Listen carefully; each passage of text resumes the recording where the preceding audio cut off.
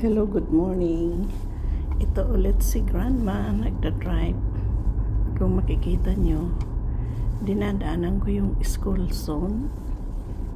At ito yung eskwelahan na may nagrarally siya every time kasi ang nakalagay dyan sa kanyang bakod is sinasabi niyang hindi daw for sale ang school. Kasi nga gusto yatang kunin kasi nga English school siya. So alam niyo naman dito sa Quebec mas gusto nilang maging ang friends. So itong building na to, yan is parang gustong kunin ng government.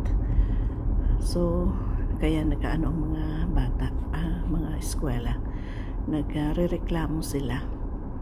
So pakita ko sa inyo yung sign. Ayan o. Ayan. Maya-maya lang, naman yung mga estudyante. Maaga lang kasi akong nadaan. Ito Notre École ni Pa Abentre. So, ibig sabihin, our school is not for sale. So, ayan. Kita nyo yung mga bata nag-aakyata na sa side ng gate. Hindi pa siya masyado matao, guys. Kasi, siya, maaga pa. Pero mamaya yan, kung mga alas 8 pasado na, ang dami ng dyan, tao sa side at natatraffic na kami. Yan lang. Good morning, Montreal! So, driving along University. Ayan. So, medyo traffic dito ngayon, guys. So, left and right, yung mga building na nakikita nyo, guys, is ang iba is apartment, dormitories yan, at ang iba, department yan ng different department ng McGill University. Ayan. Itong bandang yan ang mga departments, iba't ibang departments. At ito naman sa kabila, yan, mga apartments yan, mga dormitory. So, yun.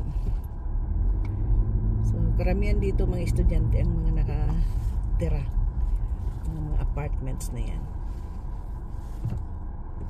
Ito tulad nito, itong building na yan, yan ang P6 building. Kita ko kasi yung pangalan niya, P6 building. Yan. So binabaybay ko yung gitna ng daan, ng street. At ang tinutumbok din niya, yung dating lumang hospital. Yan na nakabalot ng puti. Yan ang dating hospital, Royal Vic Hospital yan. Ngayon, nire-renovate siya. I don't know kung anong gagawin. Itong corner naman na yan, kaliliko ko lang yan, ang Neuro Hospital ng pag-aari ng McGill University. At ito, mga dorms pa rin ito, apartments. Yan, nabaybay ko siya. Ito namang to, basta lang oh my gosh, gahanap ng aksidente. Binusinahan ko na. Driver minsan talaga, guys, kahit gaano ka ingat, mga walang alam ay kaya pala itim yun ayan ayan, basta lang naman mali pa yung dinaanan niya. Oh my gosh, yan talaga ang mga dito, guys, mga pasaway. Yes, kahit dito may pasaway din. So malamig pa rin, guys, kaya ito naka-jacket pa rin si Lola. 3 degrees lang siya at medyo mahangin, at ang forecast namin ngayon is ulan. Kaya hindi pa talaga siya totaling umiinit. Sana naman sa Friday, dahil wala kaming pasok, Good Friday. Pero yung iba may pasok. Hindi sila papasok Monday. Yung Easter Monday yung tinatawag. Walang pasok yung iba kasi nga dito Jewish, kumbaga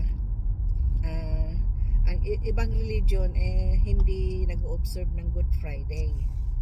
Pero sa trabaho ko, yung amo ko is Catholic siya, kaya nag-observe sila ng Good Friday. Kaya wala akong pasok sa Friday, Monday ako may pasok. Pero karamihan walang pasok sila ng Monday. Pero sa mga schools wala silang pasok ng kasi national holiday yung Good Friday. So kahit anong religion ko sa mga schools, offices, wala silang pasok bangko, ganon. Pero yung ibang mga company, factory, wala silang pasok Monday.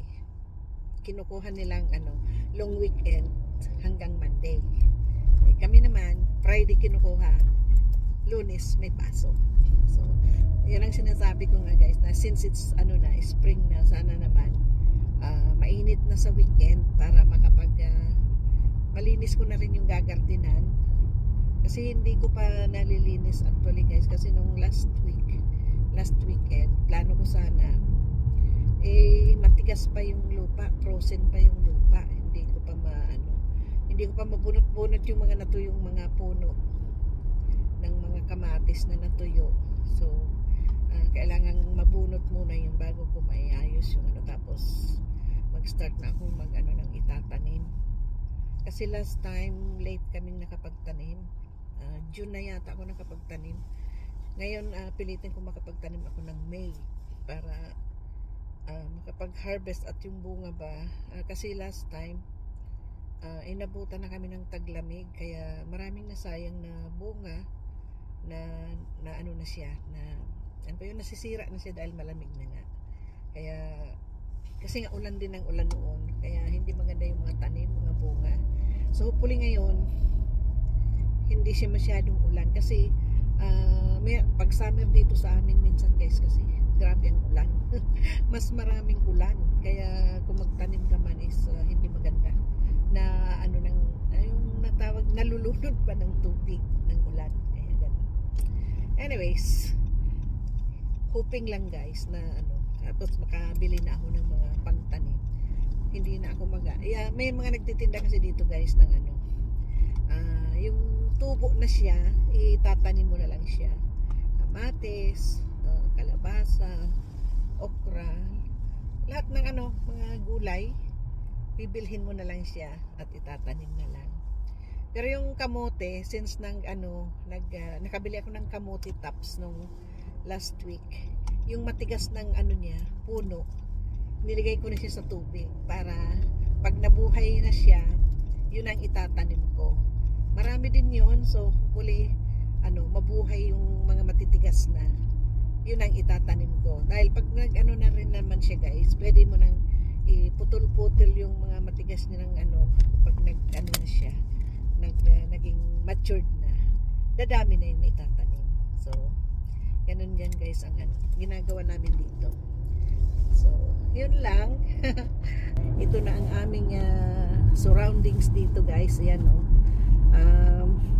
baka in May green na ang mga punong ito, kasi namumulaklak na sila, kaya sa malayuan is parang maroon or red ang kulay, kasi yung mga bulaklak ng maple tree naglalabasan na.